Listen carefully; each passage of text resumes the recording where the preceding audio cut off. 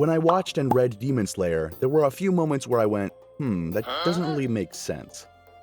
Even though Demon Slayer is a popular anime and has a great story with really rich lore, even the best writers are bound to make a few mistakes. And Demon Slayer is no exception. Here are some insane Demon Slayer plot holes that'll leave you wondering. Number 4 will really cause you to raise an eyebrow. Why didn't Muzan kill Tanjiro the first time they met?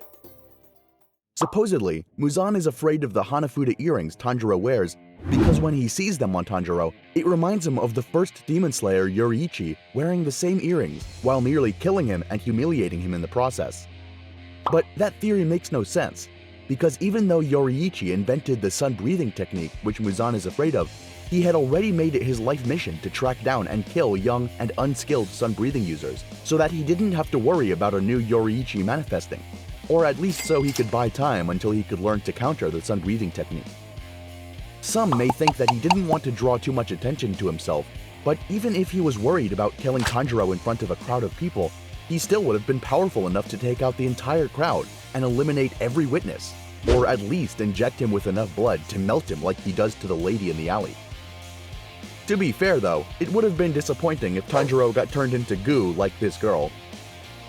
Besides, he clearly didn't have a problem causing chaos since he turned a random guy into a demon right there in the crowd just to flex. Even though there are a lot of theories around this next one, no one is really sure why Whyneziko doesn't speak after achieving a high-tier regeneration factor comparable to an upper moon. Some fans think that when she became a demon, she lost all of her cognitive abilities, and the only way to regain them is by consuming human flesh. Because she didn't nibble on a single human while she was a demon, the loss became permanent. However, we know that Whyneziko is still capable of speaking even as a demon.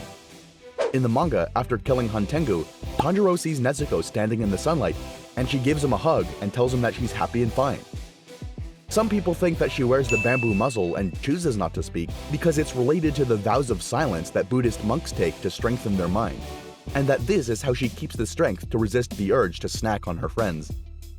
This doesn't completely make sense though, since she was already hypnotized to see all humans as friends and demons as enemies.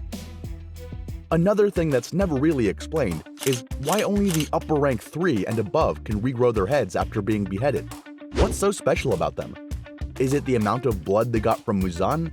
Or is it just the spot of number 1, 2, and 3? While other demons have managed to outsmart decapitation by beheading themselves before a demon slayer could, or by using illusions to disguise where their neck is, Tanjiro properly beheaded Akaza with a Nichiren sword. Despite this, Akaza managed to regrow his whole head. This guy hacked the whole system, and the only reason he was defeated is because he lost the will to keep fighting. Same goes for Kokushibo. It's a good thing too, because he had managed to wear out his enemies, and without the beheading strategy, they probably would have been toast. Maybe the demons in the upper rank 3 and above are just powerful enough that they can regenerate quickly before they die. As far as we knew up to this point, Muzan was supposed to be the only one powerful enough to have this ability. But who knows, maybe Akaza and the rest just had some extra Muzan blood in them or something. At the end of the day though, this just doesn't make sense and doesn't line up with everything the lore has told us. Now, this next one really doesn't make any sense. Why didn't Tamayo tell anyone about Yurichi, especially Tanjiro, who's literally wearing earrings that turn him into a target? Yurichi saved Tamayo from Muzan and saw firsthand how capable he was. You'd think that she would tell Tanjiro and the other demon slayers about what she knew so that they could use the information against him. Some people think that she just literally forgot over the 480 years in between meeting Yurichi and the demon slayers, and didn't realize the significance of the Hanafuda earrings.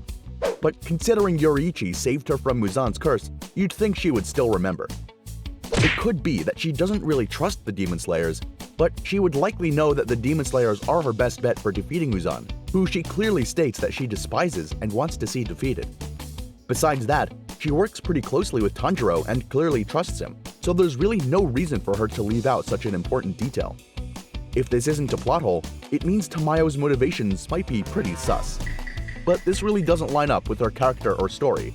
Plus, it'd be like setting up for a betrayal that never happened. Who knows, maybe the writers were going in that direction and then changed their mind. Really, the only good explanation for this one is that someone forgot to patch up that plot hole. And apparently Tamayo isn't the only one with memory problems either.